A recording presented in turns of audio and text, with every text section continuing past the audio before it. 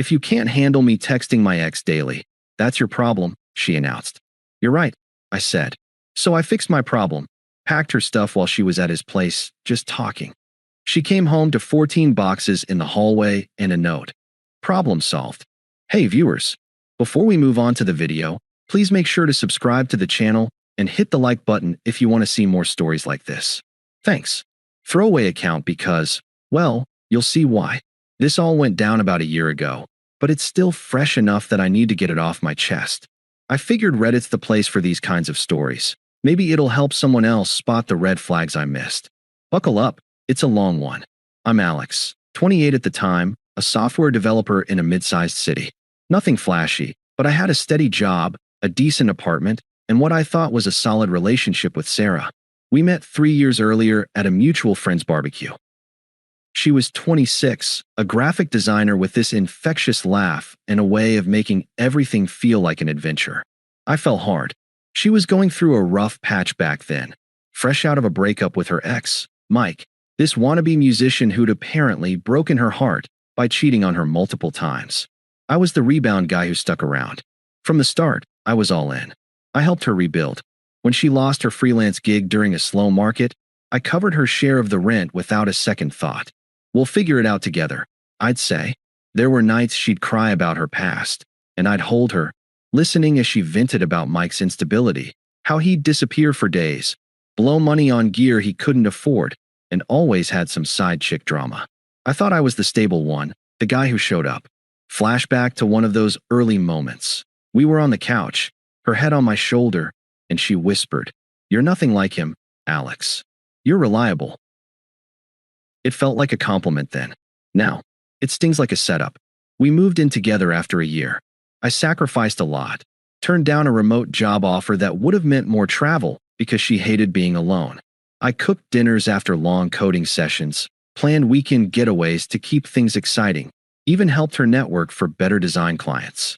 She thrived, landing a steady remote role. But slowly, things shifted. About 6 months before everything blew up, I noticed her phone lighting up more often. Text from Mike. At first, it was just checking in stuff, him asking for advice on a gig, her responding. I'd glance over, and she'd smile. "Oh, it's nothing. We're friends now." Friends? The guy who cheated on her? I tried not to be that jealous type, but it escalated. Daily texts, laughing at his memes while we ate dinner. One night, I brought it up gently. "Hey, Sarah, I'm not comfortable with how much you're talking to Mike. It feels off." She rolled her eyes.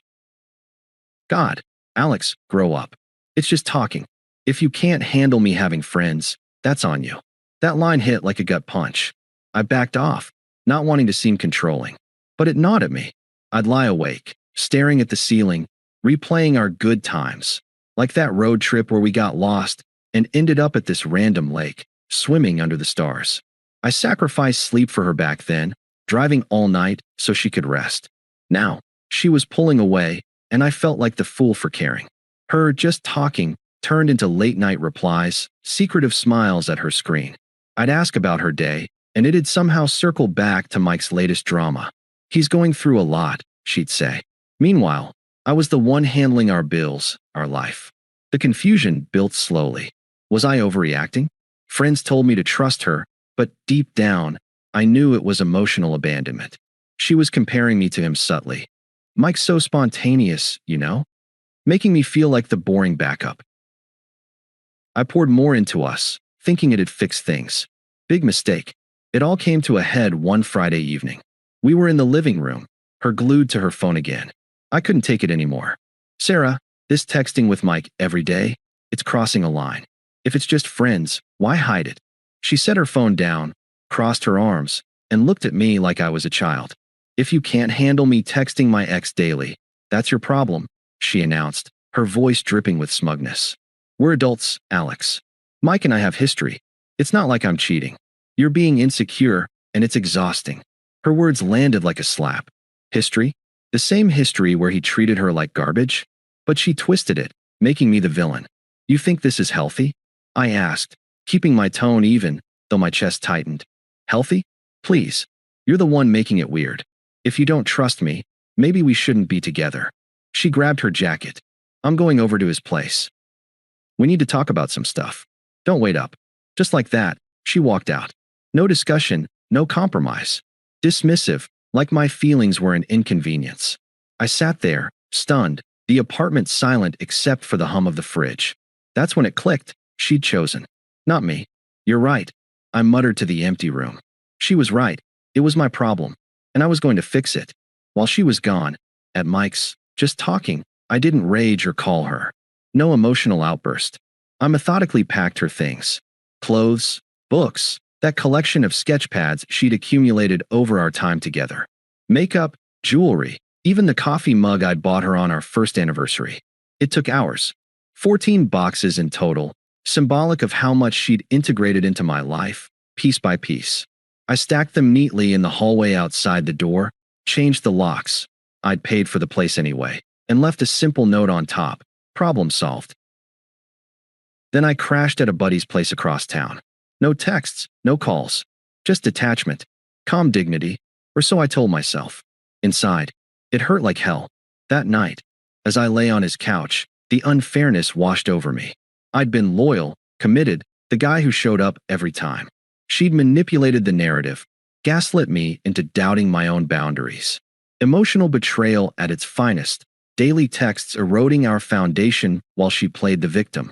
I thought about the sacrifices, skipping guys' nights to be with her, fronting money for her portfolio website when she was broke. All for what? To be discarded like yesterday's news. The next morning, my phone blew up. Missed calls from Sarah, texts escalating from confusion to fury. What the hell, Alex? My stuff in boxes? This is insane. But I didn't respond. Not yet. I needed space to process. For the first few days, I went radio silent. Blocked her on everything, social media, phone. It wasn't revenge, it was self-preservation. I focused on logistics, notified the landlord I'd be out at month's end, started job hunting for something better. But the silence let the pain breathe. I'd wake up disoriented, reaching for her side of the bed that wasn't there.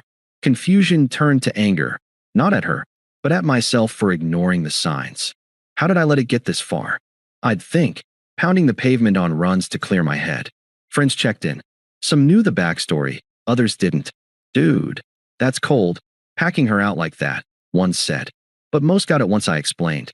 She was emotionally checking out long before, I'd say. No begging for sympathy, though. I kept it factual. Weeks blurred. I threw myself into work, landing a promotion I'd passed on before, for her. Gym sessions became routine. Therapy helped unpack the manipulation. My internal voice shifted from vulnerable, what if I overreacted, to clearer, I deserved respect, not excuses. The unfairness lingered. She'd humiliated me by prioritizing her ex, making me feel like a placeholder. But sitting with it built resilience. No rush to win or confront, just quiet rebuilding. Little by little, the fog lifted. I rented a new place downtown, smaller but mine. Started dating casually, nothing serious. Life without her drama felt lighter. I didn't know it then, but her world was about to implode. Word from mutual friends started trickling in about a month after I went no contact. At first, it was casual updates. Sarah had officially moved in with Mike, posting vague stories on social media about new beginnings and finding her spark. I didn't stalk her profiles. I was blocked anyway, but people talk. It stung a bit, hearing how quickly she'd replaced me, but I kept my head down. Focused on my promotion, longer hours, better pay. I even started a side project, coding an app for freelancers like her old self. Irony there, right? Then the cracks showed. Mike, true to the stories she'd once told me, wasn't the upgrade she thought. He was unstable as ever. From what I pieced together via a group chat I was still in before I left it, their just talking had turned physical fast. But Mike's musician gig wasn't paying bills. He'd blow cash on studio time, parties, and apparently, other women. Sarah quit her remote design job to support his dreams, thinking it'd bond them. Big mistake. He started disappearing for gigs that were really hookups. Arguments escalated. He'd yell, throw things. Abusive streaks she'd warned me about years ago, now aimed at her. Karma hit hard around the 3-month mark. Mike cheated, blatantly, with a bandmate she'd met. When she confronted him, he laughed it off, called her clingy, sound familiar, and kicked her out. She had no job, no savings, everything tied up in his mess. Friends who'd cheered her glow up started distancing themselves when she badmouthed me online, twisting the story to make me the controlling ex who'd thrown her out without warning. But the truth leaked. Screenshots of her texts to Mike while we were together, her dismissive breakup attitude. Mutuals stopped defending her. She ended up crashing on a cousin's couch, scraping by on gig work that barely covered basics. Isolated, broke, her reputation in our circle tanked. She discarded me like a safety net, only to find the net was gone when she fell. It was satisfying in a quiet way, not gleeful, just. I'd sit with a coffee in my new apartment, reflecting on how her choices boomeranged. No sympathy from me. She'd earned it. But I didn't gloat. Life moved on. The attempt started subtly. First, an email, since I'd blocked her number. Alex, hey. I know things ended badly, but can we talk? Mike was a huge mistake. I miss what we had. I read it, felt nothing but a faint echo of the old hurt, and archived it. No reply. Then text from a new number. Please, just hear me out. I'm sorry for everything. Ignored. Calls followed, voicemails piling up. Alex, pick up. I need to explain. It wasn't cheating, it was just emotional. You overreacted. Twisted logic, same as before. Her hypocrisy shone through. Now she was the one begging, flipping the script. It escalated when her friends and family got involved.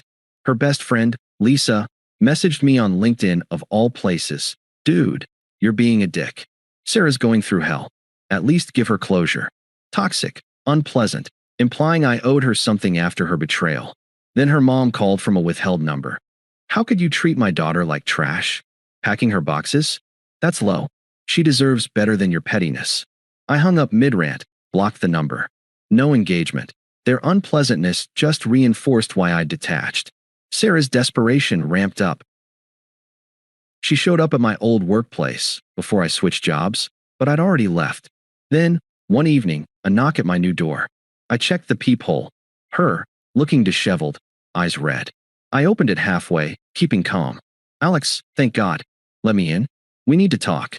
Her voice cracked, but there was that underlying smugness, like she expected me to fold. What's there to say, Sarah?